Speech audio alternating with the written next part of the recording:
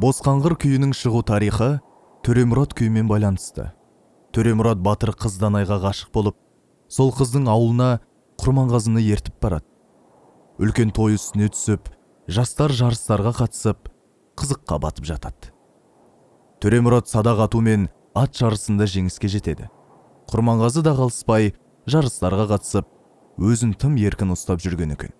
Ауыл жігіттері күйшіні жақтырмай, қыз Данаймен келісіп, оны ұялтпақ болады. Данай жұрттың көзінше Құрманғазыға шеберіңе қарамастан қаңғырған бос қаңғыр сияқтысың деп айтады. Күйші бұл сөзді көңіліне қатты алып, ойланып қалады.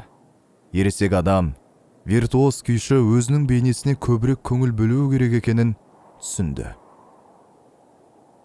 Бөкей ордасы, немесе ішкі орда, Ресей империясының құрамындағы Қазақ хандығы. 1801-1845 жылдары Орал мен Еділ өзендерінің жағасында орналасқан болатын. Қазақ хандығы кіші жүздің 5000 отбасынан құрылған. Сұлтан Бөкей Ресей императорына өзіне бағынышты қазақтардың бір бөлігінің Оралдың оң жағалауына өтуіне рұқсат беру туралы өтініш білдіреді. Ол кезде қазақтарға жер жетпей, ал Ресей империясының аумағы Қытайға қоныс аударған қалмақтардан босатылған болатын. Император Павел I өтуге рұқсат бергенімен, оның кездеген мақсаттары салық алымдарының көлемін ұлғайту және қазақтардың бірлігін әлсірету сияқты дұрыс емес еді. Бөкей ордасындағы білім.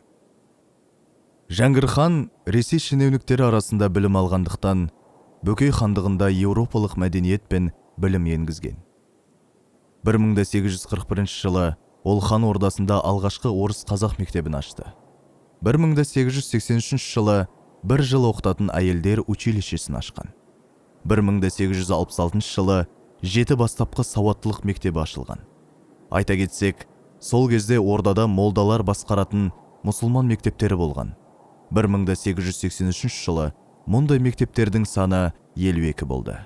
Онда 1262 ұл мен 102 қыз оқыған. Бабажанов Мұхамбет Салық, қазақ ағартушысы, этнограф. Ол қазақ халқының салт дәстүрін, әдет-ғұрпын және дін тұтушылығын зерттеген.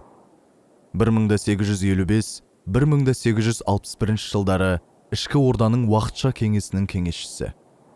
1866-1871 жылдары ішкі орданың Самар қамыс бөлімінің басшысы. Белсенді саясаткер, Ресей империясының қазақ даласындағы отаршылдық саясатына қарсылық білдіру арқылы көптеген мақалалар жазған. Домбыра ең белгілі және кеңінен таралған қазақтың музыка аспабы. Халықтың айтуынша, домбыраның үнінде қазақтың жаны бар. Домбыраның ұзындығы 80-130 сантиметр. Сыр бейнесі алмұрт тәріздес және ұзын мойны пернелермен бөлінген. Пернелер ілулі, ойылған, немесе өзбек домбырасындағы сияқты мүлдем болмауы мүмкін. Дыбыс шығарар ішектері кварта немесе квинтаға реттелген. Дәстүрлі домбыраның ішектері қойдың немесе ешкінің жіңішке ішектерінен жасалатын болған. Бірақ қазіргі уақытта балық аулайтын қармақ бауы ерекше дыбыс береді деген сөз бар. Асық ату қазақтың ұлттық ойыны. Ойының шарты бойынша алыста еңкейе тұрып, қарсыласыңның асықтарын атып түсіру. Ойыншы құлатқан асығына ие болады. Асық қойдың, сиырдың және түйенің тізе сүйегі. Асық өзінің өлшемі және салмағы бойынша бағаланады. Ең үлкен ірі асық бұл сақа. Хандар мен сұлтандар балаларының асықтарына күміс құйып әшекейлеген болады.